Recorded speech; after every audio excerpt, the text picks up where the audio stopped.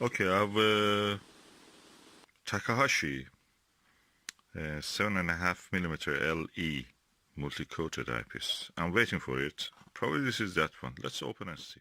Okay, now let's open this eyepiece.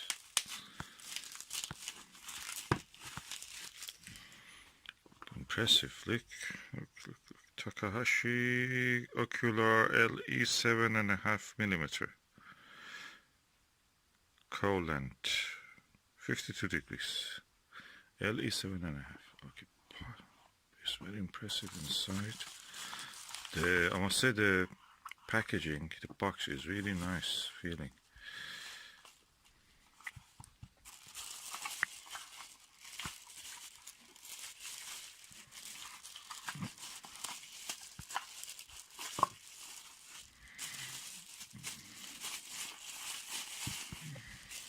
Ooh, wow. Impressive, lightweight but full metal, and rubber, a hand grip, and this one looks nice. Oh, nice filled stuff. And let's open the cap. Oh, this rubber I got is also nice quality.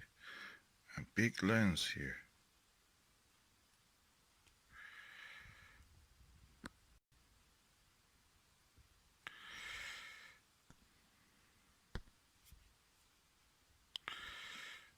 Yeah.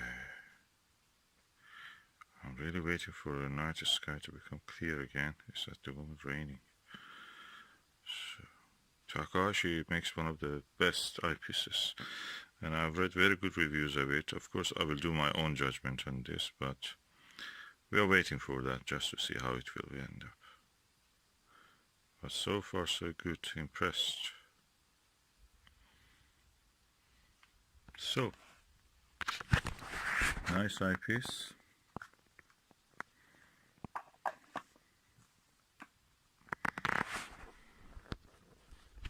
Beautiful design.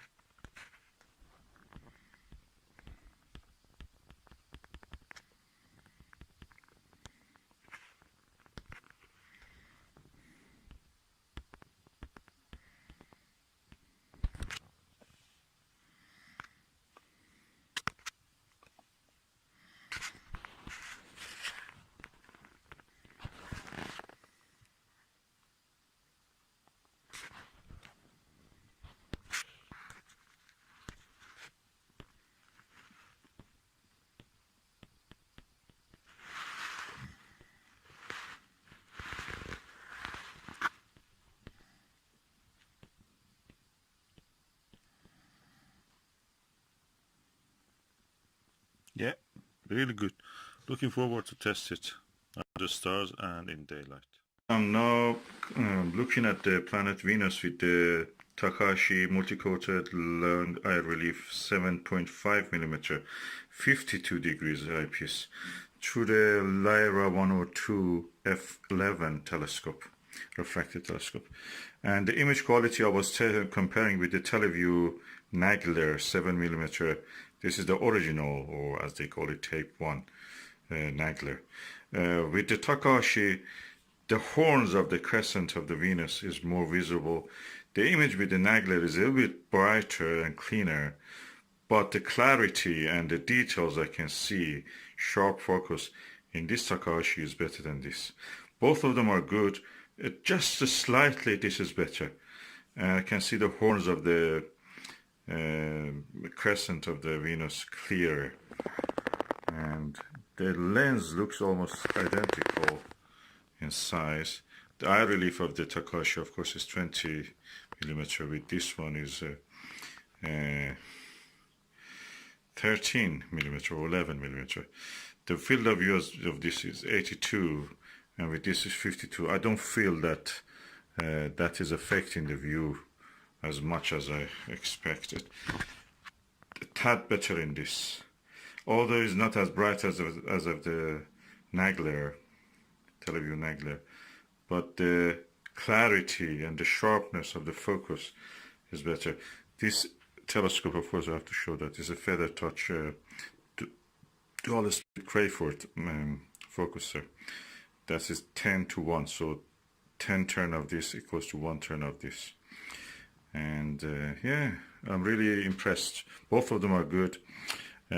With this one I could even look 3.2 and I could get an image, but the image was very swiftly moving. This is an Dobsonian mount for the Skywatcher SkyMax 130 flex tube.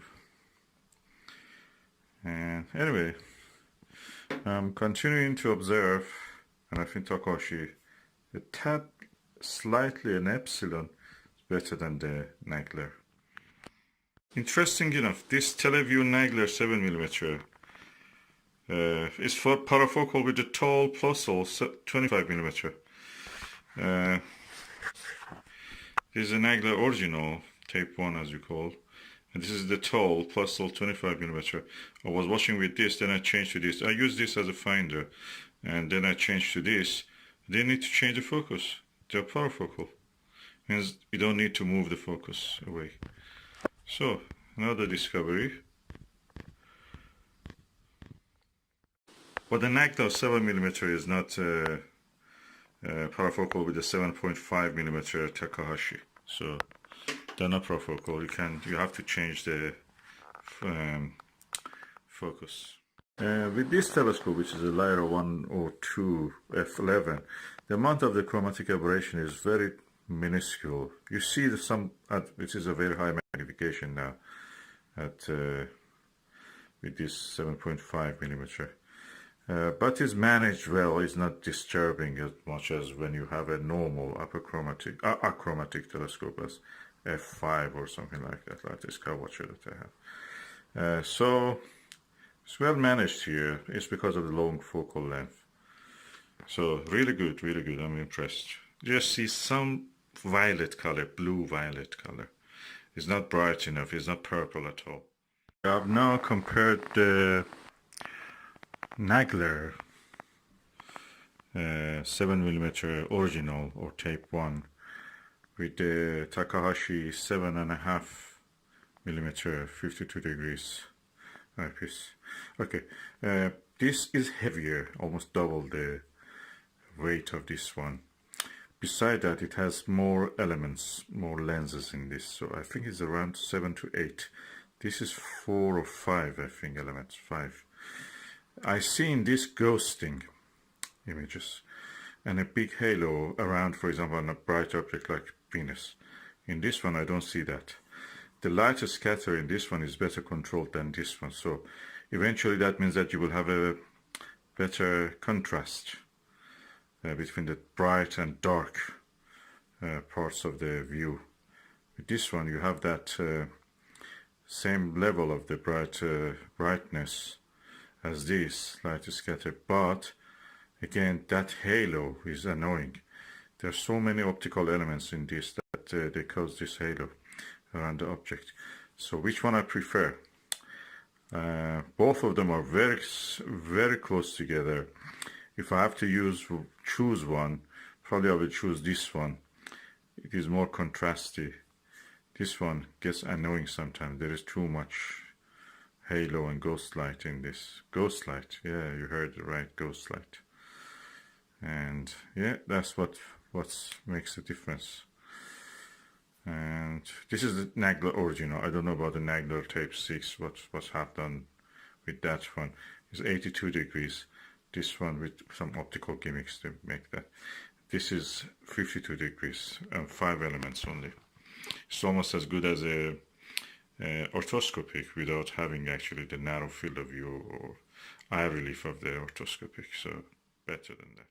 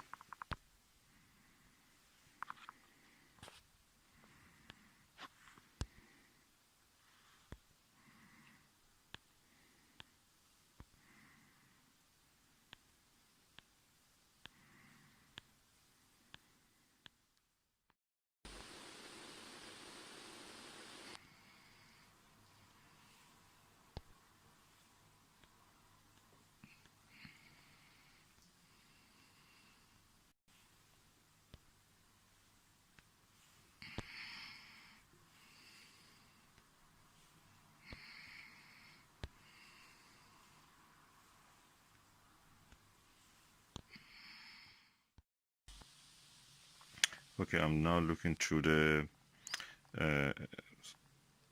Maxvision 24mm 82 degrees eyepiece. I must say the image is crisp.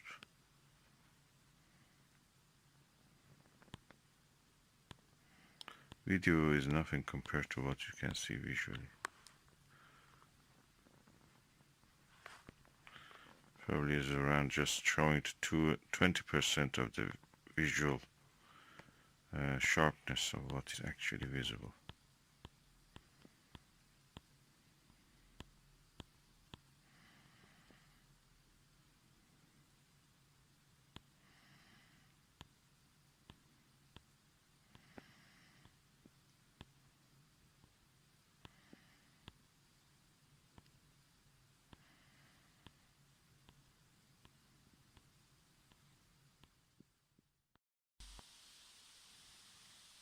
That's oven bridge you see again.